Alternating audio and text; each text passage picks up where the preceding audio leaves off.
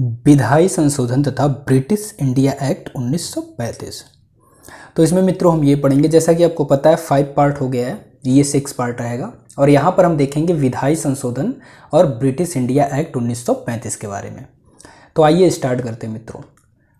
British सरकार ने company में व्याप्त भ्रष्टाचार एवं कुप्रशासन को दूर करने के लिए क्या किया? 1773 का रेगुलेटिंग एक्ट लाया।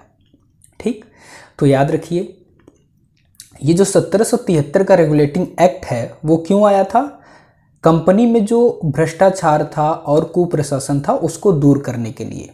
ठीक, तो रेगुलेटिंग एक्ट 1773 के द्वारा सर्वप्रथम कलकत्ता में क्या हुआ भाई? सर्वोच्च न्यायालय की स्थापना की गई, जिसमें एक मुख्य न्यायाधीश तथा 3 अन्य न्यायाधीशों की व्यवस्था की गई। तो याद रखिए 1773 में रेगुलेटिंग एक्ट आया और वो क्यों आया कि जो ब्रिटिश सरकार यानी ब्रिटिश कंपनी में जो चीज़ें भ्रष्टाचार बहुत ज़्यादा बढ़ गया था, कुप्रशासन बढ़ गया था, लोग शक्तियों का गलत दुरुपयोग कर रहे थे, तो उसको दूर करने के लिए 1773 का रेगुलेटिंग एक्ट आया। और दूर कैसे होगा भाई? तो दूर ऐसे होगा कि आपको एक न्यायालय की स्थापना करनी पड़ेगी। तो इसी 1773 एक्ट के द्वारा कलकत्ता में एक सर्वोच्च न्यायालय की स्थापना करी गई। ठीक, और इसमें एक मुख्य न्यायाधीश तथा 3 अन्य न्यायाधीशों की नियुक्ति करी गई या व्यवस्था करी गई। अब देखिए यहाँ पर देखते हैं उच्चतम न्यायालय 1774।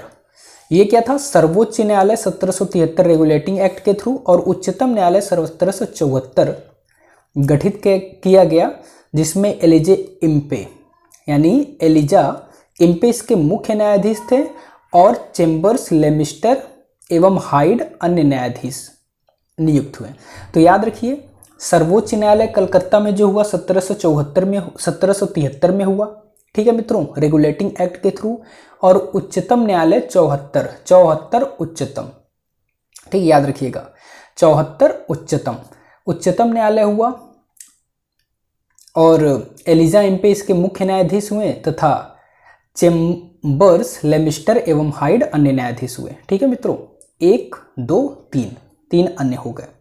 1786 का जो अधिनियम था मित्रों, 1786 के अधिनियम की हम अगर बात करते हैं तो विशेष अवस्था में गवर्नर जनरल को जो भी निर्णय है उनको रद्द करने का एक वो बनाया गया, अधिकार दिया गया। देखिए 1786 कितना अच्छा नंबर है, 1786। तो 1786 का जो अधिनियम था इसके अनुसार क्या किया गया? विशेष अवस्था में गवर्नर जनरल को अपनी परिषद के निर्णयों को रद्द करने तथा अपने निर्णयों को लागू करने का अधिकार दे दिया गया। मतलब परिषद का निर्णय कोई अच्छा नहीं है तो मैं उसे रद्द कर सकता हूँ। कौन रद्द कर सकता है? गवर्नर जनरल उसे रद्द कर सकता है और एक नया निर्णय दे सकता है। ठीक है, ये अधिकार दे दिया गया 1786 के अंतर्गत। कॉर्नवालिस जिला कलेक्टरों की शक्तियों को अधिक शक्तिशाली नहीं होने देना चाहता था, इसलिए शक्ति के पृथक्करण सिद्धांत को अपनाया था। तो याद रहे क्वेश्चन सीधे सीधे आ जाता है, शक्ति का पृथक्करण सिद्धांत किसके द्वारा प्रतिपादित किया गया? तो आप बता दोगे कॉर्नवालिस, लॉर्ड कॉर्नवालिस के द्वारा। ठीक, ईस्ट इंडिया कंपनी के भारतीय व्यापार के एकाधिकार को यानी चाय एवं चीन के साथ व्यापार के अतिरिक्त 1813 के चार्टर एक्ट द्वारा समाप्त किया गया। जो ईस्ट इंडिया कंपनी को एकाधिकार प्राप्त हुआ था, ईस्ट इंडिया कंपनी को जो एकाधिकार प्राप्त हुआ था उसे 1813 के चार्टर्ड एक्ट द्वारा क्या किया गया? चार्टर एक्ट द्वारा समाप्त किया गया। तो याद रहे 1813 के चार्टर एक्ट द्वारा एकाधिकार को समाप्त किया गया ईस्ट इंडिया कंपनी के व्यापार वाला। आगे बात करते हैं यहाँ पर चाय और चाय एवं चीन के साथ व्यापार के अतिरिक्त। तो ये क्या है मित्रों? 1813 के चार्टर एक्ट द्वारा भारत में शिक्षा पर 1 लाख रुपए वार्षिक खर्च करने का प्रावधान किया गया। तो 1813 के द्वारा एकाधिकार को समाप्त किया गया और शिक्षा पर 1 लाख रुपए खर्च करने का प्रावधान किया गया, वार्षिक खर्च 1 लाख रुपए। चार्टर एक्ट 1833 के बारे में बात करते हैं। ठीक, तो आइए यहाँ देखते हैं चार्टर्ड एक्ट 1833 द्वारा कंपनी के सभी वाणिज्यिक अधिकार समाप्त कर दिए गए तथा उसे भविष्य में केवल राजनीतिक कार्य ही करने थे। तो 1833 का जो चार्टर एक्ट आता है, देखिए 33 में वाणिज्यिक अधिकार को ही समाप्त कर दिया जाता है। कंपनी का वाणिज्यिक अधिकार मतलब अब इन्हें किसी प्रकार का फायदा मुनाफा नहीं होगा, मतलब पैसों से रिलेटेड सारे अधिकार को खत्म कर दिया गया। अब उन्हें केवल राजनैतिक ही अधिकार दिया गया, वही कार्य करने उनको, ठीक, रूल्स रेगुलेशन इस टाइप के। 1833 अधिनियम के द्वारा बंगाल का गवर्नर जनरल अब समूचे भारत का गवर्नर जनरल बन गया। तो जो सिर्फ बंगाल का गवर्नर जनरल होता था वो पूरे भारत का गवर्नर जनरल बन गया 1833 के थ्रू। आगे देख लेते हैं। 1833 के अधिनियम के द्वारा कानून बनाने के लिए गवर्नर जनरल की परिषद में एक कानूनी सदस्य चौथे सदस्य के रूप में सम्मिलित किया गया। यहां समझिए 1833 का जो अधिनियम है इसके द्वारा कानून बनाने के लिए गवर्नर जनरल की परिषद में, तो गवर्नर जनरल का जो परिषद होता है, परिषद में एक कानूनी सदस्य चौथे सदस्य के रूप में सम्मिलित किया गया। ठीक है, मतलब 4 सदस्य होंगे तो एक कानूनी सदस्य आएगा, 4 सदस्य होंगे तो एक कानूनी सदस्य आएगा। ओके, तो यहां तक चीजें समझ में आई होंगी।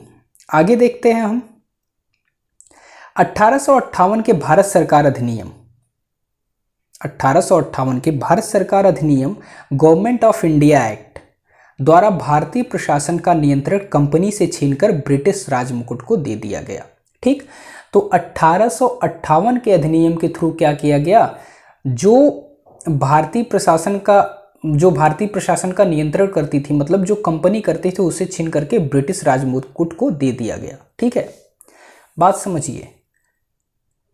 यहां पर अब नियंत्रण कौन करेगा, ब्रिटिश राजमुकुट करेगा, अब कंपनी नहीं करेगी, ब्रिटिशर्स नहीं करेंगे। तो यहां क्या है, Indian council act 1861, Indian council act 1861 में गवर्नर जनरल को अध्यादेश जारी करने की शक्ति प्रदान की गई। तो 1861 में गवर्नर जनरल को किस चीज़ की शक्ति प्रदान की गई, अध्यादेश जारी करने की। और ये अध्यादेश अधिकाधिक 6 महीने तक ही लागू रह सकता था, मतलब वह कोई भी अध्यादेश जारी कर सकते हैं 1861 के थ्रू। इंडियन काउंसिल एक्ट 1861 के थ्रू कोई भी अध्यादेश जारी कर सकते हैं। और क्या होगा भाई, वो सिर्फ 6 महीने तक ही लागू रहेगा। 1861 के भारतीय परिषद अधिनियम में वायसराय की परिषद को कानून बनाने की शक्ति प्रदान की गई, जिसके तहत लॉर्ड कैनिंग ने विभागीय प्रणाली की शुरुआत की। तो क्वेश्चन आता है, विभागीय प्रणाली की शुरुआत किसने की, लॉर्ड कैनिंग ने। और ये 1861 के भारतीय परिषद अधिनियम के थ्रू किया गया था कानून बनाने के लिए, मतलब कानून बनाने की शक्ति प्रदान की गई थी उनको, तो उसी लिए लॉर्ड कैनिंग ने विभागीय प्रणाली की शुरुआत की थी। भारतीय परिषद अधिनियम 1861 के द्वारा कानून बनाने के लिए वायसराय की कार्यकारी परिषद में न्यूनतम 6 और अधिकतम 12 अतिरिक्त सदस्यों की नियुक्ति से उसका विस्तार किया गया। तो याद रखिए यहाँ पर क्या कहा जा रहा है, भारतीय परिषद अधिनियम 1861 के द्वारा कानून बनाने के लिए वायसराय की कार्यकारी परिषद में न्यूनतम 6 अधिकतम 12 सदस्यों की नियुक्ति से उसका विस्तार किया गया। ठीक, आगे देखते हैं। बॉम्बे, मद्रास, कोलकाता तथा कोलकाता उच्च न्यायालयों की स्थापना ब्रिटिश संसद द्वारा पारित 1861 भारतीय उच्च न्यायालय अधिनियम के तहत 1862 में की गई। तो बॉम्बे, मद्रास, कलकत्ता में उच्च न्यायालयों की स्थापना ब्रिटिश संसद द्वारा पारित 1861 के भारतीय उच्च न्यायालय अधिनियम के तहत 1862 में की गई।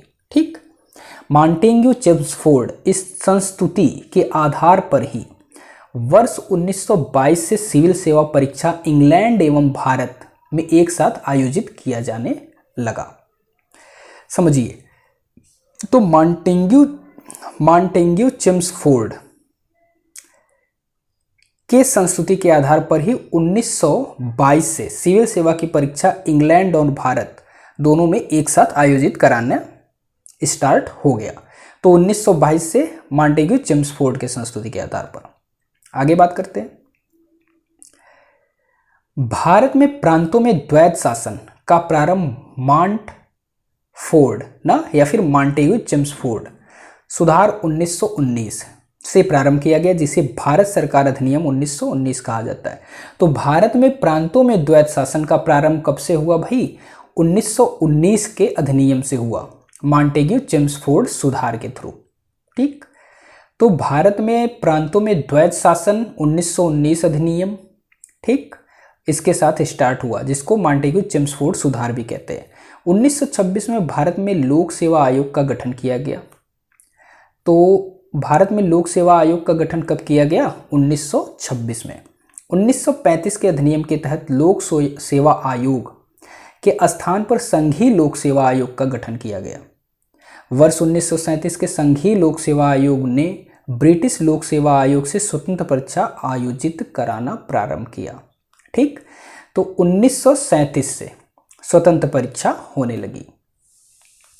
वर्ष 1950 में संविधान के लागू होने के बाद संघीय लोक सेवा आयोग का नाम बदल करके संघ लोक सेवा आयोग कर दिया गया। तो 1950 से नाम बदला, संघीय लोक सेवा आयोग का नाम संघ लोक सेवा आयोग कर दिया गया।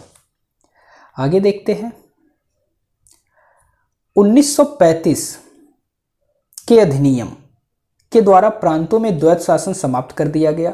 ठीक है, 1935 में देखिए मित्रों, द्वैत शासन समाप्त हो गया और यहां पर स्टार्ट हुआ था 1919 से, उनके अधिनियम से। ठीक, याद रहे। आगे बात कर लेते हैं। तो द्वैत शासन समाप्त कर प्रांतों में स्वायत्तता प्रदान की गई एवं केंद्र में द्वैत शासन लागू हो गया। तो 1935 से केंद्र में हो गया। भारत का वर्तमान संवैधानिक ढांचा 1935 के अधिनियम पर आधारित है। भारत का वर्तमान संवैधानिक ढांचा बहुत कुछ 1935 के अधिनियम पर आधारित है। आगे 1935 के अधिनियम के बारे में जवाहरलाल नेहरू ने कहा था, यह एक कार है जिसमें ब्रेक तो है पर इंजन नहीं। तो 1935 के अधिनियम के बारे में जवाहरलाल नेहरू का कथन है कि यह एक कार है जिसमें ब्रेक तो है पर इंजन नहीं। भारतीय राष्ट्रीय कांग्रेस ने अपने लखनऊ अधिवेशन 1936 में भारत सरकार अधिनियम 1935 को अस्वीकार किया था। ये इंपॉर्टेंट क्वेश्चन है। तो भारतीय राष्ट्रीय कांग्रेस ने लखनऊ अधिवेशन जो 1936 में हुआ था, उसमें 1935 भारत सरकार अधिनियम को अस्वीकार कर दिया था। ठीक, आई होप चीज़ें समझ में आई होंगी।